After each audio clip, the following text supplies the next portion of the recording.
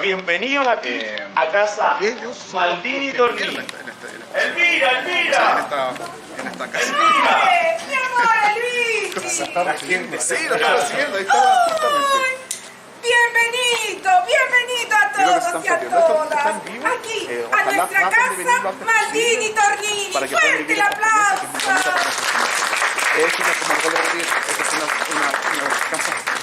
Esta casa lleva ese nombre. Y donde vivió Por el justamente honor esta pareja de habernos unidos italiana, como familia nosotros, los Maldini y los Tornini. Ay, mi amor.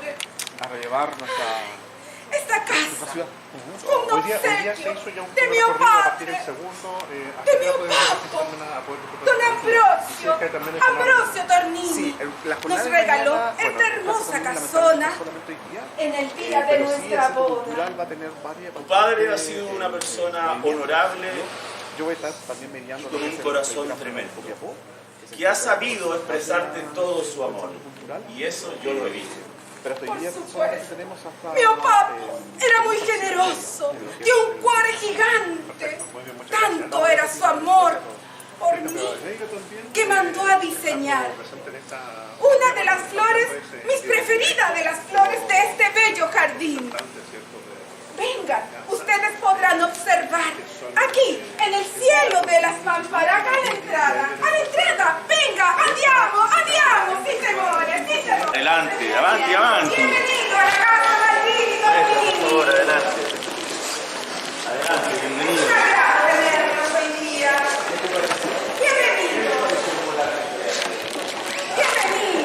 Bienvenido, pase adelante, observen arriba el detalle de mi padre que mandó a diseñar estas hermosas flores. Pasen adelante, observen el cielo, mire, es hermoso diseño ese mural. Muchas gracias.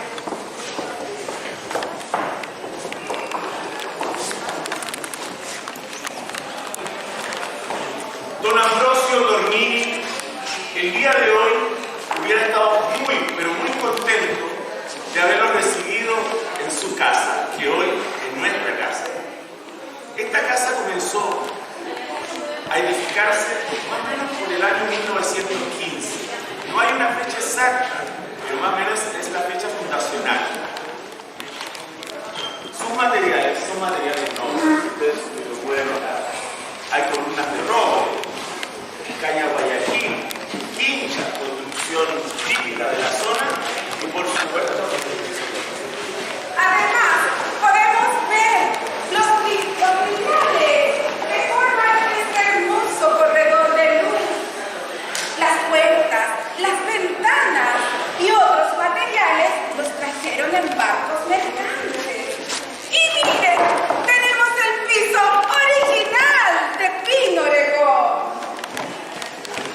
Elvira, ¿qué te parece si hacemos pasar a nuestros invitados al salón Tornini Maldini? Por supuesto, queridos y queridas, los invitamos a pasar al salón Maldini Tornini, en donde nos encontraremos con nuestra historia de Atacama y de nuestro querido Copiapó. Aquí nos espera el hijo ilustre de Copiapó, don Cristian Rivadeneira Gerardo. Una cosa muy importante. En nuestra casa se está formando entonces la primera pinacoteca de Atacama. Adelante, por favor. Por favor, adelante. Pero con toda la luz, ustedes saben que la luz es atrás. Así que bueno, no tenemos lujo. Así que adelante, por favor. Es muy interesante lo que el pintor va a hacer. Principessa, passa adelante, cariño. Pase a nuestra casa. adelante. Luigi. Luigi. Luigi, mi amore. Luigi. Permiso, puede pasar. Más adelante. Atención. Antes que aprecien estos hermosos lienzos, les quería mostrar esto que está acá. Permiso, Permiso. Hemos querido dejar así esta parte, y por lo general siempre cuando se hace este tipo de trabajo patrimonial y de rescate, siempre se deja un poquito un vestigio para que todos puedan ver lo original de esta casa, ¿ya? Y estos son los materiales nobles que decimos nosotros que está construida esta casa. Acá tenemos las vigas de roble, tenemos la caña de Guayaquil, y tenemos la quincha, que es una mampostería típica de la zona. Así fue construida esta casa con artesanos de aquí, pero en esa época también se usaba traer artesanos del Europa, ¿ya? Como por ejemplo mi amigo Apolinario Soto hizo su casa con ingleses, fueron los ingleses los que construyeron esa casa, dos maestros. Pero bueno, nosotros estamos muy contentos de hoy día tener al hijo ilustre de Copiapó, don Cristian, que hoy día él va a explicar algo de lo que estamos tratando de hacer aquí en casa Tonini Maldini, que como dije recién sería una de las primeras pinacotecas que tenemos en Copiapó. Lo voy a dejar entonces con Cristian de Año. Gracias, don Luigi. Muy buenos días a todos. Gracias por estar en este Día de los Patrimonios para nosotros como dueños de casa. Estar en este día para nosotros es sumamente importante. Ya es como una tradición nuestra estar en este tipo de eventos. Bueno, lo que un poco les contaba don Luigi es que justamente lo que ustedes están viendo en estos momentos es la primera colección pictórica de la historia de Atacama, ¿ya? Es un proyecto personal mío, yo soy diseñador gráfico y un artista visual de acá de la ciudad de Copiapó, en que me encomendé en llevar a cabo este gran proyecto de retratar en 14 grandes obras la historia de nuestra ciudad. Nosotros tenemos un potencial, como copiapinos tenemos un potencial importante en nuestra historia, y bueno, tenemos que relevarlo, y uno de mis grandes proyectos es este. Y el otro que ustedes también pueden conocer es el Gran Mural Copiapó, que se encuentra en el Centro Cultural de Atacama. Fue una locura, sí, los artistas son medio así, un año y tanto para poder completar esa gran obra que retrata de comienzo a fin la historia de Copiapó, en este Gran Mural Copiapó, así que para que lo puedan conocer también. No sé si hoy día el Centro Cultural está abierto para todos, pero el día de mañana sí. Ahí también voy a estar haciendo mediación, contarle un poco de nuestra historia, de la importancia de Copiapó en la historia de Chile, ¿ya? Como bien decía también la familia Maldini, o Tornini. Recuerden que la casa es Tornini primero, porque don Ambrosio es el que la hace y él es que la regala a nosotros. Y usted llegó así.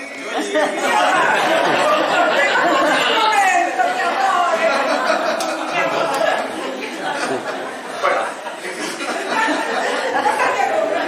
Cosas que ocurren en la familia.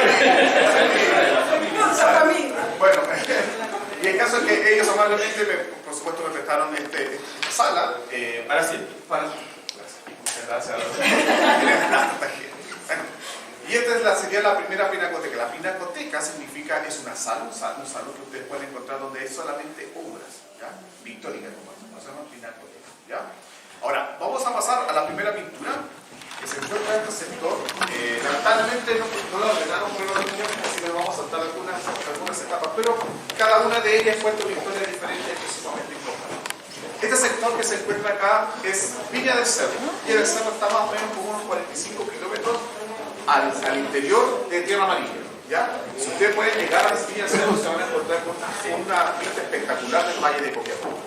Este sector que ustedes podrían visitar en estos momentos se encuentran con de estas viviendas a medio terminar, ¿ya? Acá, por supuesto, en la época terminada, por supuesto. Y estas eran viviendas administrativas del Imperio Incaico. Si pueden ver las vestimentas de estos indígenas que se encuentran acá, que son más vistosas, son incas.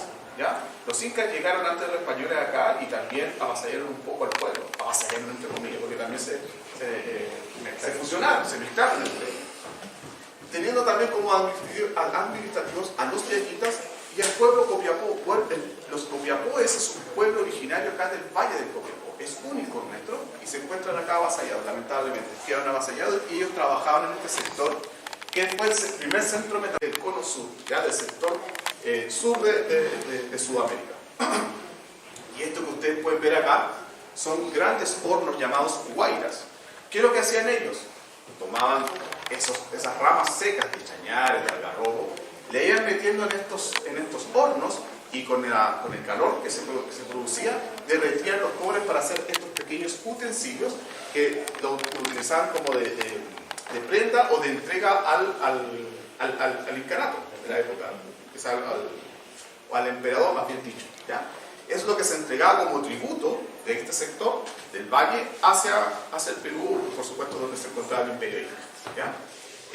Si se pueden ver, están haciendo estos trabajos, y como les vuelvo a decir, es el primer centro metalurgista del Cono Sur y, por supuesto, de Chile. Y se encuentra aquí, al interior de Copiapó. ¿Ya? Podemos visitar. Sí, por supuesto, claro que sí, sí se puede visitar. Aunque no está señalizado, no está señalizado. Sí, hay un letrero, sí. Perdón, Hay un letrero a mano izquierda. hay un letrero que dice, ya, pero hay que como que fijarse bien, ¿no? Hay como si un cerro, un cerrito y se va a encontrar el Es una viña. Es una viña y arriba de la viña está él. Exactamente, muy bien. Pues gracias, Brenda. Y ahí van a poder conocer. ¿Qué se van a encontrar? Estas mismas viviendas medio terminar, ¿sí? Y donde se encuentran los guayas se van a encontrar como 26 hornos, que son, se van a encontrar unos círculos con piedra, que es más o menos como, uno puede identificar que es más o menos donde estaban estos grandes hornos. ¿Ya? En la parte alta del En la parte alta, exactamente. ¿Ya? Pasemos a la segunda pintura. Lamentablemente hoy nos tocó que perdimos la luz. Hubo un corte de luz, lamentablemente si hubiésemos tenido luz, hubiésemos podido visualizar esto, así que perdemos el gran sol. Bueno, esta pintura es uno de los hechos más importantes a nivel nacional y que se llevó a cabo en nuestra ciudad. Esta pintura retrata el descubrimiento del mineral de Chañarcillo. Mucha gente, inclusive copiapino, cuando le hablamos de Chañarcillo, me dice Chañarcillo, ¿la calle Chañarcillo? No, es que Chañarcillo es más que eso, la verdad. Y es justamente, hace referencia al hallazgo de este gran mineral de plata, llevado a cabo por este personaje, que está sentado ahí con cara como de sorprendido. ¿Por qué? Porque esta pintura retrata el hecho exacto donde Juan Godoy, este personaje que ustedes pueden encontrar en una escultura en la esquina de la calle Alameda con calle Juan Godoy, justamente a la afuera de la iglesia de San Francisco, en toda la esquinita hay un personaje que está así como parado. O puede aparecer ahí. No sé si han visto esta escultura. Bueno, él es Juan Godoy. Él es descubridor del mineral de Chañarcillo, del mineral de plata de Chañarcillo. Aquí cuenta la historia de que este personaje es de origen inequita, es mestizo, su padre posiblemente fue era blanco. Y él, en este preciso momento, como les voy a repetir, encuentra el mineral de Chañarcillo. ¿Por qué el descubrimiento? ¿Cómo cuenta la historia? Hay tres historias que hacen referencia a esto. Era el leñador, se encontraba en este sector, de lo que es el sector de Chañarcillo, y él en las noches talaba los chañares de aquel sector que estaban secos, los talaba, hacía unos pequeños amarras, los entregaba y se los vendía a los mineros o piscineros del sector que ellos tenían que pernoctar o pasar la noche con el frío del desierto. Entonces él detrás de unos guanacos con sus perros, con hambre para poder cazarlo, de tanto correr, se sienta a descansar. Cuando se sienta, le llama la atención una pequeña piedra que está ahí, de la que está acá en este costado, y cuando lo va a tomar, toma su cuchillo minero, lo empieza a raspar y se da cuenta que era un crestón de plata pura. Y ahí dice, es una de las historias que cuenta cómo fue el hallazgo. El segundo cuenta que es más minera, que un zorro chilla que está acá, se gira, va pasando por ahí, se sienta por supuesto a descansar, pasa por ahí un zorro chilla, lo mira, se da vuelta y le sonríe. Y él viene a agarrar un peñasco que estaba acá en este sector, se lo va a tirar, y se da cuenta que como que tenía un brillo diferente, lo raspa y y el tercero cuenta que Flora Normilla, su madre, antes de morir en su lecho de muerte, dice: oye Juan, ¿sabes que en tal sector hay un lugar, hay un mineral importante? Por supuesto, no podía leer a Flora Normilla a la pintura, pero ¿cómo lo quiso retratar? En estas grandes cartas de fotografías, por supuesto, donde su madre le cuenta un poquito, que hace referencia a cómo Juan Godoy descubre este mineral. Su madre pertenecía al pueblo originario, Por ¿cierto? supuesto, y era diaguita. Era Y de- vivía en el pueblo de San Fernando, pueblo de los indios. Muy bien, don Luis, que no sé. No, somos familia. Bueno, el caso es que este importante descubrimiento va a cambiar la historia de Chile. ¿Por qué? Porque gracias a este rico mineral se pudo pagar la deuda externa que tenía Chile después de la guerra de independencia. O sea, O'Higgins, para poder llevar a cabo esta independencia, tuvo que pedir dineros al extranjero. Y quedó tan endeudado Chile que no tenía por dónde pagarlo. Y gracias a este descubrimiento, Atacama puso los dineros para poder pagar toda esa deuda que tenía Chile en aquella época. Don Cristian, Por favor, don Luis. ¿qué hubiera pasado si este caballero no hubiese descubierto este mineral? Muy buena pregunta. La verdad que a lo mejor quizás años posteriores sí se hubiese descubierto, quién sabe, y hoy día a lo mejor no sé, que lo hubiese pillado, ojalá no un lux, y yo ojalá que no. Pero Sí, sí. si hubieran pasado a lo mejor 30 o 50 años y este mineral todavía no se hubiese descubierto, ¿qué habría pasado? Uy, muchas cosas. Yo creo que O sea, lo que pasaría es que no pasarían cosas. exactamente, no pasaría cosas. ¿Qué cosas? Bueno, Sí, por todo lo demás que vamos a ver. Es que a eso no. Y gracias a este descubrimiento, ¿por qué es tan importante? ¿Y por qué Juan Godoy, este personaje, es tan importante inclusive para muchos y para mí, es el personaje más importante de la historia de Atacama? ¿Por qué? Porque sin él no hubiese existido ni Caldera, no hubiese existido ni Revolución Constituyente, no hubiese existido ni moneda, ni bandera, ni Teatro Rojo, Y nosotros. ni usted tampoco. No hubiéramos pagado la deuda porque recordemos que nosotros como migrantes nos vinimos para acá porque aquí había un boom económico Muy fuerte. de la minería. Exacto. ¿Ya? Entonces, acá pasaba que llegábamos uno de nosotros desde Europa, teníamos que trabajar, no trabajábamos haciendo otra cosa más que vendiendo limones, papa o otros productos. Y después, el dinero que yo juntaba, mandaba a buscar a mi hermano o a otro hermano. Y así, ya éramos dos que estábamos luchando por traer a un tercero, éramos tres por estar luchando por traer a un cuarto migrante. Y siempre trayendo un aporte a Claro, un nuestra aporte tierra. también cultural a esta tierra. Las migraciones italianas no fueron de una sola vez, vinieron en varias sucesiones a través del tiempo, ¿ya? Por eso podemos encontrar estos italianos que llegaron acá. También después, posteriormente, italianos que llegaron a Serena, y así. Entonces, las oleadas de migrantes no fueron de una sola, y no solamente por este hecho, ¿ya? Y eso igual es importante de explicar. Para nosotros, como familia, es muy importante la minería, el boom económico. Nosotros amasamos la fortuna a partir de eso, del esfuerzo. Y tú recién mencionabas el cuadro de aquí, de Viña del Cerro. Y bueno, nosotros tenemos nuestra hacienda, Amolana, que queda ahí muy cercano a Viña del Cerro. También hay que decir que era de mi papá. Bueno, pero ya saben para qué te van a casar. ¿Pierden el acento del italiano de repente? Sí, por supuesto. Usted lo está chilenizando. Chilenizado completamente yo. Ay, sí, a ver. Bueno, Al comienzo.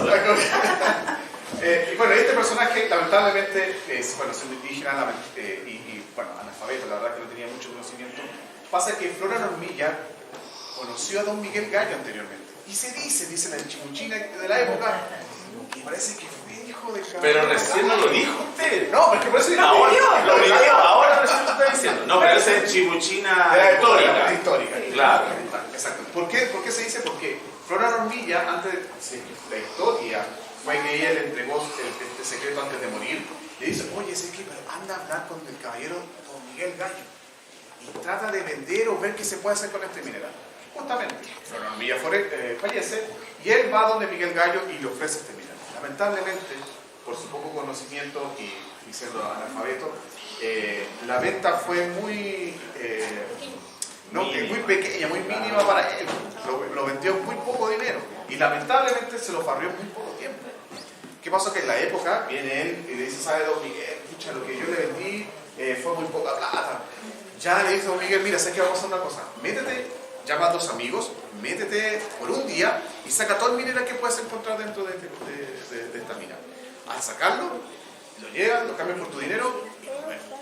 Ciertamente se dice que después estuvo igual trabajando un poquito con don Miguel, pero lamentablemente este personaje se va a vivir a Serena, se dedica a la agricultura, exactamente, y fallece pobre lamentablemente. Y hoy día este personaje, que vuelvo a repetir, que como haya sido fortuito su descubrimiento, como haya sido, transformó la historia de Chile y de Atacama. Pero lamentablemente hasta hoy día no se conoce dónde está enterrado. No está ni tampoco su verdadero rostro. Ni tampoco su verdadero rostro. Porque el rostro de esa estatua que ustedes ven ahí en la Alameda es el aproximado y es de un argentino.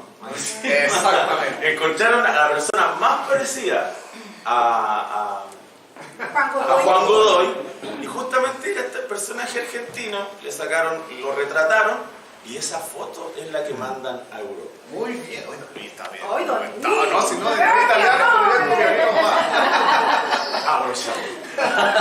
exactamente. El intendente de la época, que se llamaba de apellido Gana, Francisco Gana, cuando fallece este personaje, fallece en el año 42.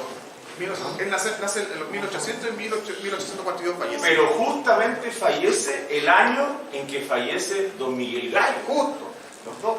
Con la media coincidencia. Pero el caso es que don Francisco Gana dijo, es que queremos hacer una escultura, queremos hacerlo, pero yo quiero hacerla con su rostro original, que sea real. Pero lamentablemente, como bien dice mi amigo Luigi, don Luigi, no había una fotografía. Cuando fueron a hacer la escultura, oye, vamos a hacer la escultura, pero trae la foto, trae la pintura, el dibujo. Es que no tenemos. Pero ¿cómo nadie le sacó una foto a Juan Godoy? No, nadie. Y falleció y nadie. Oh, nadie se lo ocurrió. Pero en aquella época hubo un consenso que dijeron, oye, ¿sabes que hay un arriero argentino que estaba designado en nuestra ciudad? Y dijo, oye, pero este se parece. En serio, ya, sacamos la foto. Le sacamos una foto. Y esa fue la foto que se envió a Inglaterra. Y de ahí sacaron ese personaje que se encuentra en la cultura. Ahora, mucha gente habla también que la vestimenta como que es muy rara, como que parece un escocés, como que está vestido. No, por favor, eso es un mito. La vestimenta que tiene Juan Godoy en esa escultura es de un minero de la época. De hecho, acá está retratado y hay muchas imágenes de la época, naturistas, artistas que llegaron de la época y retrataron la vida de los mineros de la época. Y como él vestía, o como está en la escultura, es tal cual como vestían los mineros del siglo XIX. Uno de los grandes historiadores de esta tierra es don Carlos María Sayago.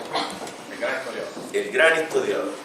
Pero lamentablemente lo que él describe en su libro, en su gran bestseller, porque la historia de Copiapó es un gran bestseller, editado 3 veces en Argentina, aquí no. Pero bueno. Pero el tema es que nadie es profeta en su tierra, imaginen nosotros.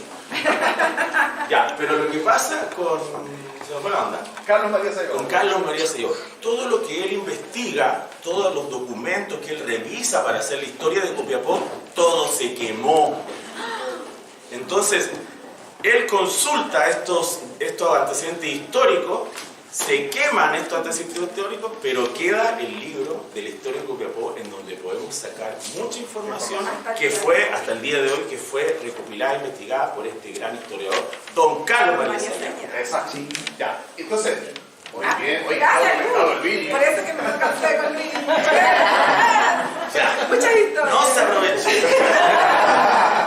Bueno, de esta gran historia vamos a pasar a lo que sucedió.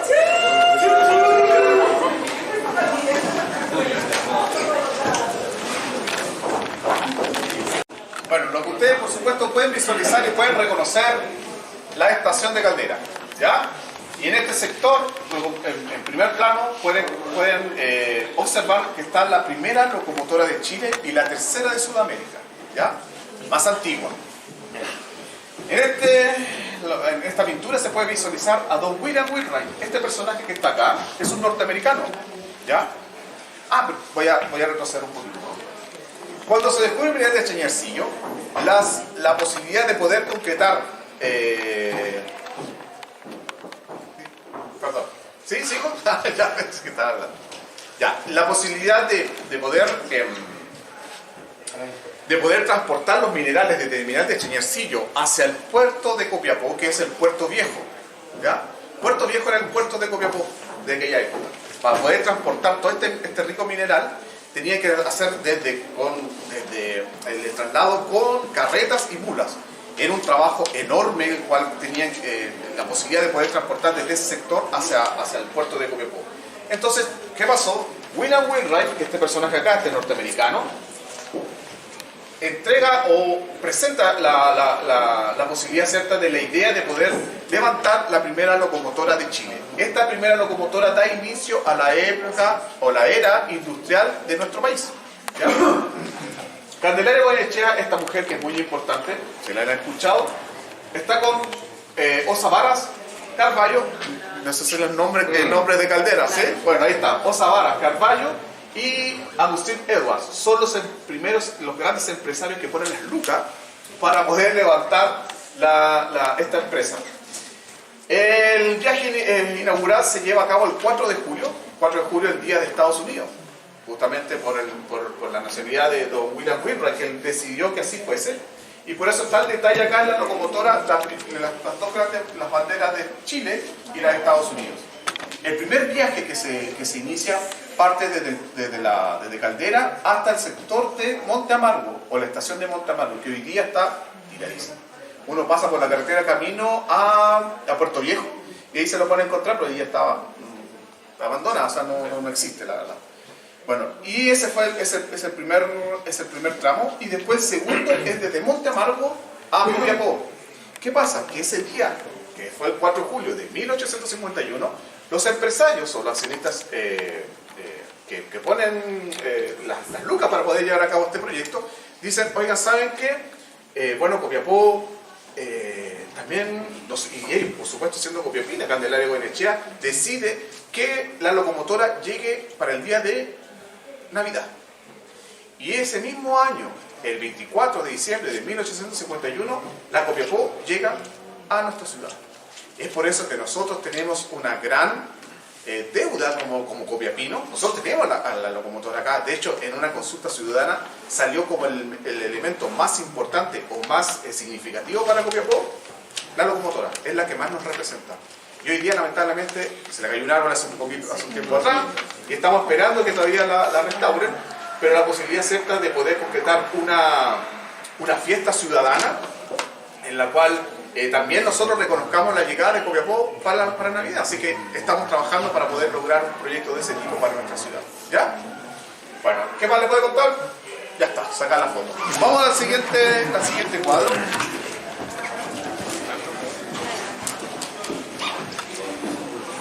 Bueno, acá nos pasamos varios.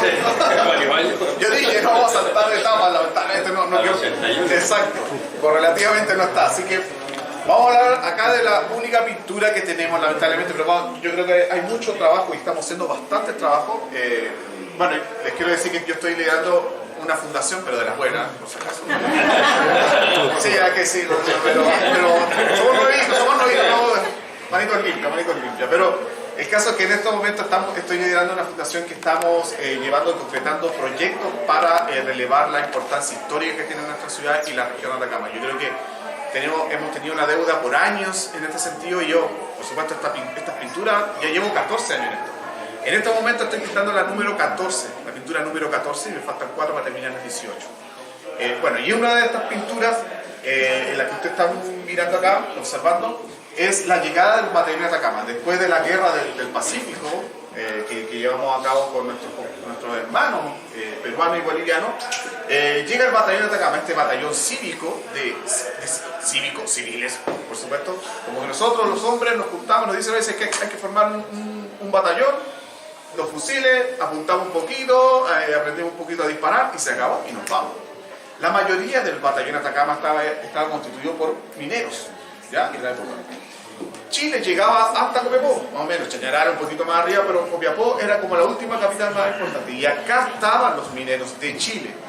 Es por eso que ellos, los del batallón Atacama, fueron muy importantes, porque ya tenían el conocimiento de poder trabajar, vivir en medio del desierto, pasar las noches tan frías y saber un poco cómo eran los cerros, ¿ya? Por eso el batallón Atacama fue muy famoso, porque fue muy aguerrido y aparte utilizaba el cuchillo minero que estaba allá del Juan Godoy, el famoso polo. Muy bien. Entonces, ¿y por qué también es importante lo que fueron también famosos ellos? Porque ellos utilizaron la levita, que no esta que está acá, porque esto es el traje que ellos utilizaron cuando llegaron. Era más o menos así, oscura, completa, y eran conocidos justamente como los curitas o los padrecitos, que era así como la chaqueta que tengo yo, un poquito más ajustada, pero así, un poquito así. Y era negra oscura, y por eso mismo le llamaban los padrecitos. Entonces relacionaban el negro con la muerte. Entonces fueron muy famosos en el ejército de Chile. Bueno, aquí están llegando a Copiapó. Si se pueden observar, ahí está la estación de trenes. Ahí podría estar el segundo arco. La verdad que este arco que ustedes pudieron conocer o alcanzaban a conocer, que estaba que levantó nuestro edil, fueron 14. Este es el tercero y se encontraba a las afueras de la estación. Esta referencia que están acá está todo documentado en el gran libro que se llama Cómo la sociedad copiapina recibió el batallón de Atacama de la época. Fue un periodista de la época del diario El Amigo que vino a Copiapó y redactó y dejó testimonio de cómo había sido esta fiesta. Lo que ustedes están viendo, les vuelvo a repetir, está todo documentado. En este sector se juntaron 8.000 copiapinos, atacaminos que vinieron a recibir al batallón de Atacama. Acá están pasando por el tercer arco y si se pueden ver, después de este arco hay 600 mujeres que estaban coronando a cada uno de ellos, poniéndole las coronas a cada uno de los soldados sobrevivientes. ¿Ya? El gran batallón. Pasamos a la segunda.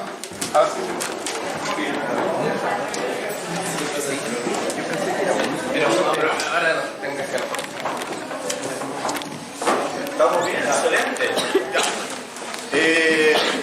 Volvimos al tiempo. Bueno, ahora sí seguimos con lo correlativo. Bueno, después de mirar de Chiñarcillo, los personajes que están allá, la mujer, doña Candelaria Goyenechea.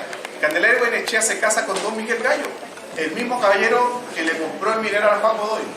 Se hicieron tan ricos que, bueno, acá existió en Copiapó una plutocracia, que era gente con mucho dinero, que tenía un poder capital muy, muy importante, y entre ellos, y doña Candelaria, por supuesto, después que Miguel Gallo fallece, ella asume el liderazgo de la familia. Exactamente. Y dentro de sus hijos, el menor es este personaje, don Pedro León Gallo.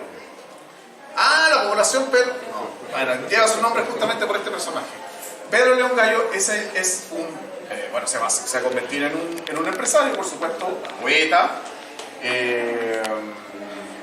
Bueno, y Ricardo no me acuerdo en este momento, pero este personaje, exacto, parlamentario, bueno, Fundador del Partido Radical junto a su primo. por supuesto, mucho más adelante, sí. Manuel Antonio.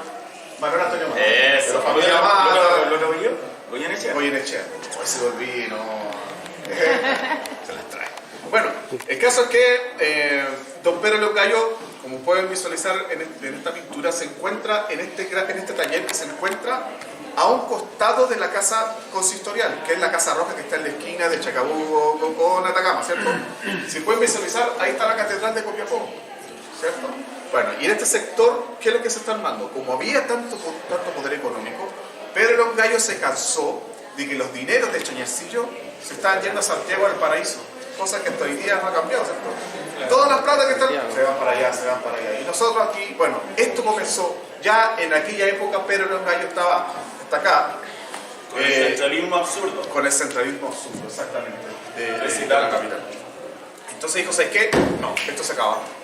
Y yo vengo y voy a crear una revolución. Voy en contra del gobierno, voy a crear un ejército, voy a crear una bandera, voy a crear monedas, armas, cañones, y se van a fundir en Copiapó. Y uno de los sectores que se fundió fue justamente en esta pintura, en esta escena que retrata ese hecho histórico.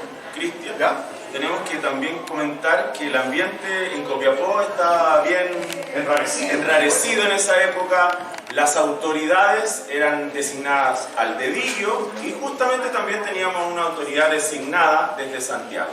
Esta autoridad se le ocurre, en una situación que no sabemos muy bien, pero se le ocurre castigar a 2 copiapinos en el cepo de la plaza de Copiapó. ¿Usted sabe lo que es un cepo? El cepo es donde se les pone a las personas para hacer la tira, ¿ya? Entonces pasa este hecho en donde se laceran a 2 copiapinos y fue como la gota que rebasa un poco el vaso y Pedro Longallo dice, hace un asalto al cuartel. Asalto al cuartel. Hay un asalto al cuartel en esta comuna. Bueno, yo no cuento. Bueno, esta es una de las escenas importantes de la Revolución Constituyente. Vamos a pasar a la segunda. En esta pintura también hace referencia a uno de los hechos más importantes también de la Revolución. Es justamente acá se puede ver a Candelaria Goyenechea, la que puso las lucas para la locomotora, la mujer de Miguel Socia Gallo. mayoritaria. Exacto, y madre de don Pedro Longallo, acá se encuentra nuevamente. En esta escena se puede visualizar a Candelaria Goyenechea presentando, ¿por qué? La historia cuenta que Candelaria Goyenechea bordó la bandera de Atacama, la bandera de Atacama, ahora. Antes se llamaba la bandera constituyente, que es la azul con la bandera amarilla. ¿Ya? Que el alcalde la utilizaba. Y el caso es que esta es la bandera de la Revolución Constituyente. Doña Candelaria se lo está presentando frente en una sala de tertulias de la época de fiesta. Le está presentando... Quería decir una cosa. Perdón. Pero en la medida que nosotros hacemos propios todos estos antecedentes, toda esta historia propia de nosotros, porque nosotros somos los atacameños, nosotros somos los copiapinos, nosotros ya no hay una apropiación cultural de la bandera. Porque si es mía, si yo creo que esa bandera me representa como atacameño, como copiapino, es nuestra. No es que se estén apropiando culturalmente de o el copiapino más. Excelente. Bueno, y esta es la presentación que se hace en sociedad de la bandera de Atacama de la Revolución. ¿Ya? Ahí pues, se puede ver, por ejemplo, ahí también está el himno de la Revolución Constituyente, que también tuvimos himno. O sea, la verdad, si hubiésemos querido, hubiésemos podido, hubiésemos tenido un poquito más de suerte, hubiésemos inclusive hasta independizado. Así está. Pasemos a la siguiente. ¿Quieren hacer una pregunta aquí? Ya, perfecto. Perdón. Es que, bueno, me surgieron dos. Es que, ¿qué pasó con los arcos de donde pasaron los soldados en regreso a la Guerra Pacífica? La verdad es que la materialidad que hicieron los arcos no fue una material que hubiésemos querido mejor tener, inclusive la que pero no, lamentablemente era de un material muy ligero. Creo que claro, fue por el momento. Se mantuvieron por el tiempo, quizás un par de semanas, un par de meses en el mismo lugar. E inclusive se cuenta que en la municipalidad de Copiapó hasta en el año 1900 hubo un arco de la época. Pero estaban, por supuesto, estaban hechos de material muy ligero, de ramas de calle. Exacto, pero era un material que que lamentablemente no se pudo mantener. Hay dos fotografías muy hermosas de los arcos de la época, donde estaba el arco que levantó nuestro edil. En ese sector estaba era de la colonia franco-inglesa, y creo que la otra estaba en la calle Maipú. Maipú creo que está en la colonia italiana. Hubo de la colonia italiana, de las familias importantes de la época. Cabe destacar que también fue importante, fueron 14. El batallón de Atacama salió desde la estación, subió por Juan Martínez, por Atacama, llegó a la calle Colipí, dobló y llegó a la plaza. En la plaza se hizo una tremenda fiesta. Fue tan buena que se repitió, creo que se alargó como 3 días. Así fue. Los copiapinos de la época. ¿No? Sí, Había. Exacto. Ya. Este es una... no, voy a pasar acá primero. Esta obra es una parte de la Revolución Constituyente, como pueden ver la bandera de Atacama. Esta es la salida de Pedro Longallo, cual se encuentra acá con su corcel blanco, junto a sus compañeros de armas. Va saliendo del mineral de Chiñarcillo, si se pueden ver. La salida o el inicio de la Revolución Constituyente parte desde la plaza. Salen a caballo, van en grupo, también por la locomotora de la Copiapó, también se van trasladando y van camino a La Serena. ¿Ya? La idea era llegar a Santiago. Estos personajes llegan acá a Mineral de Chiñarcillo y aquí se unen junto a otros cuerpos de soldados mineros que son los suavos de Chiñarcillo. Fíjense cómo era la vestimenta de la época, ¿ya? Así se vestían los soldados de la época. Y Pero Longallo junto a sus primos levantan este distinguido, por su vestimenta, batallón minero, que pues, se pueden ver con bachas rojas grandes, con unos gorritos rojos, con un pompones azules. Bueno, todo esto está documentado, por favor. Eso claro, toda esta información que nosotros tenemos, bueno, en este caso, lo que yo he hecho en estas grandes obras está todo documentado, no está nada al azar. Si hay algo, por ejemplo, si hay un personaje que no exista o que no hay referencia histórica, por supuesto, ya como artista me toca un poco imaginarme cómo puede haber sido y poder retratar al personaje o al hecho histórico. Pero todo lo que esté en estas obras está retratado o más bien dicho fundamentado en escrito. Esta es una de las obras, como lo repetí, saliendo ya Pedro Longallo desde Minas de Chillecillo, camino a La Serena. Y en esta batalla, es la gran batalla de los loros, ¿ya? En la batalla de los loros es el enfrentamiento que tiene el ejército revolucionario atacameño junto a Pedro Longallo con los batallones cívicos de Copiapó, con la región huasquina. Acuérdense que este enfrentamiento es de la región de Atacama, no solo de Copiapó. Y se encuentra en este sector que se llama la Quebrada de los Loros, ¿ya? ¿Por qué? Porque había muchos loritos, especies de loros en este sector que habitan. Si se puede ver esta pequeña mancha, podría ser Serena, ¿ya? Este lugar se encuentra muy cercano al pueblito de Islón. Hasta el día de hoy se está haciendo, inclusive se hacen recreaciones, se viste gente de la época y gente de Serena está recreando cosas nuestras, de Atacama. O sea, esta revolución de atacameños, sí con coquimbanos, pero los que llevaron a cabo esta revolución fueron los atacameños, no los coquimbanos. Y los coquimbanos hacen esta fiesta de recreación. Inclusive los mismos coquimbanos gritan ¡Viva Atacama! Y nosotros no hacemos nada, señor. Bueno, pero hay cosas que hay que hacer y tenemos tareas pendientes. Bueno, y esta es la batalla de los loros. Fíjese, el corvo, otra vez aparece el corvo, de Juan Godoy. Es el corvo minero. Estos son mineros, ¿ya? Esto ocurre 20 años antes de la Guerra del Pacífico. Estos mismos soldados, inclusive varios de ellos, van a formar también parte de lo que va a ser el batallón Atacama. Así que esto está todo vinculado. Y esto es muy bonito, es una historia muy importante que nosotros poco conocemos y que estos cuadros, de cierta forma, están ayudando a poder entender un poquito más, anclar nuestra historia. Después de esta batalla viene la batalla de Cerro Grande y lamentablemente esta la ganamos. Que a todo esto nosotros fue una fiesta acá en Copiapó cuando se supo que habíamos ganado al ejército de Chile, y la segunda batalla lamentablemente lo perdemos. Cuenta la historia que lamentablemente hubo un traidor en nuestras filas en el que cambió la pólvora, la cambió por café y arena, y lamentablemente cuando fueron a disparar nuestros revolucionarios quedan atascados. Esa obra de la batalla de Cerro Grande, y que cuenta un pequeño detalle por ahí, aparece justamente este hecho, que lamentablemente las armas no funcionaban. Y ahí Pedro Longallo lamentablemente la presión cae y bueno, y ya empieza a iniciarse el término de esta revolución. La última batalla se va a llevar a cabo en la Plaza de Armas. En la Plaza de Armas los últimos revolucionarios se van a parapetar, en lo que va a estar, donde está más o menos la escultura de la minería. Ahí antes estaba la escultura de Juan Godoy. En aquella época estaba la escultura de Juan Godoy y esa va a ser la última batalla, que es la batalla de Copiapó. Es una de las grandes obras que tengo, pero lamentablemente en este momento no está, pero ya del próximo año va a estar para que hagamos una nueva presentación. Agradezco que hayan venido. De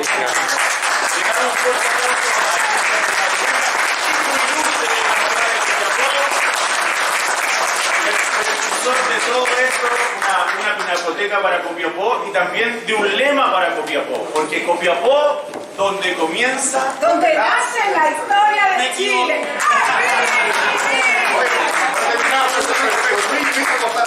Me ha servido bien. No, si yo para finalizar, nosotros como Fundación por el Patrimonio Histórico de Copiapó, digo Fundación, me cuesta, pero ya Fundación, estamos llevando a cabo una encuesta ciudadana para poder encontrar un lema Copiapó. Así que lo invito a ingresar a la página fundacioncopiapó.cl, recuerden, fundacioncopiapó.cl, y ahí pueden ingresar y elegir entre las 5 frases finales que tenemos. Que una de ellas es justamente... ¿Dónde nace la historia de Chile? Muchas gracias a la artista de investigador responsable de la investigación sobre la cual se ha cerrado la investigación, y estos son los resultados finales más expuestos en esta exhibición llamada Pupios, huellas de la minería en Atacama. Esta investigación se contextualiza en mi tesis doctoral sobre sitios mineros en Atacama, que actualmente estoy realizando. Y además surge de esta pregunta, que no sé si ustedes se la han hecho, cuando pasan por ruinas en la cordillera, en el desierto, ¿qué habrá sido? ¿Cómo habrá funcionado? Y justamente en esta pregunta, ¿cierto? Ya desde chico, en una familia minera, mi papá minero, mi abuelo minero, siempre me la he preguntado, ¿cierto? Y a partir de eso surge esta interrogante que llevan hoy en día, ¿cierto?, a estudiar principalmente el sitio minero de Puquios. Puquios es un lugar que no sé si ustedes han pasado por ahí, ¿sí? Queda aproximadamente a 60 kilómetros de Copiapó. Y el sitio minero está datado, o sea, el descubrimiento de la beta, en 1809, a principios del siglo XIX. Sin embargo, esto no deja, ¿cierto?, que haya ocupación colonial, ¿cierto?, o prehispánica, ¿cierto?, del mineral. Sin embargo, a partir de un análisis de prensa que hicimos dentro de esta investigación, hay que decir que está superpuesta tanto el análisis arquitectónico, histórico y arqueológico para dar cabida, ¿cierto?, al entendimiento de este lugar. A partir del análisis de archivo pudimos determinar el primer, ¿cierto?, mención, ¿cierto?, de Puquios como beta en 1809. Y luego, para 1875, es la primera vez que Puquios aparece en un censo de población, ¿ya? Y en donde ya para principios del siglo XX, ¿cierto?, podemos tener una población de más de 1000 personas, ¿cierto?, congregadas en Puquios. Y es ahí donde ocurre su auge.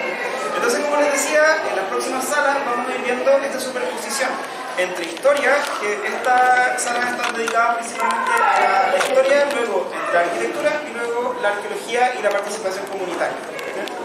Aprovechando también esta instancia, me gustaría comentar con respecto a las vulnerabilidades, ¿cierto?, que tienen estos sitios, principalmente a la acción de nosotras y nosotros, de las personas, las acciones antrópicas, como podemos ver en esa fotografía del sitio, pasa la carretera por medio del poblado, ¿ya?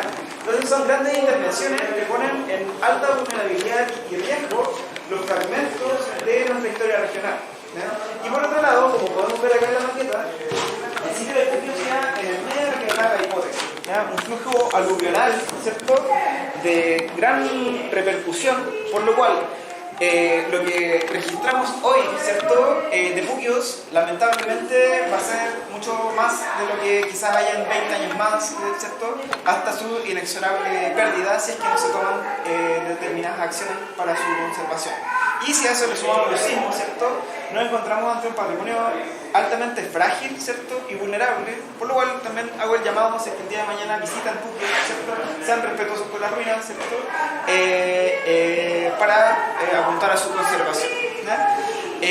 También como un poco anécdotas del estudio histórico que realizamos, y hay varias fuentes de información, ¿ya? Entre ellas los cronistas, ¿ya? Aquí en esta lámina tenemos algunos relatos de cronistas, y personalmente mi favorito es Von Treuter, es un viajero alemán, el cual viene a Chile a mediados del siglo XIX y tiene un libro que está gratuito para descargar que se llama Andanzas de un alemán en Chile. Y él cuenta de una manera muy graciosa, ¿no?, su experiencia acá en Atacama principalmente, en donde toma un barco desde Europa, luego llega a Valparaíso y de Valparaíso toma un barco a Caldera y de Caldera toma el tren a Copiapó. Y él nos cuenta, por ejemplo, en su relato de su visita a Puquios, ¿ya?, donde nos dice que hay hoteles, hay restaurantes, incluso hay árboles, ¿ya?, en Puquios, ¿ya?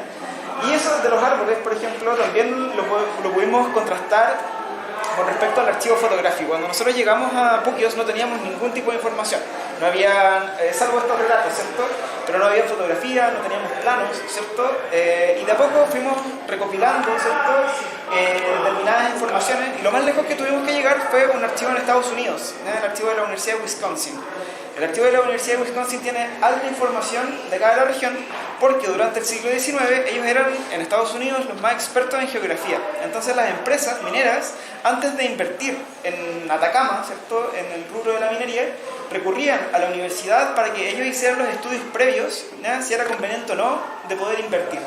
Y por lo mismo muchas fotografías, cartografías de aquel entonces están en la Universidad de Wisconsin. Esta es la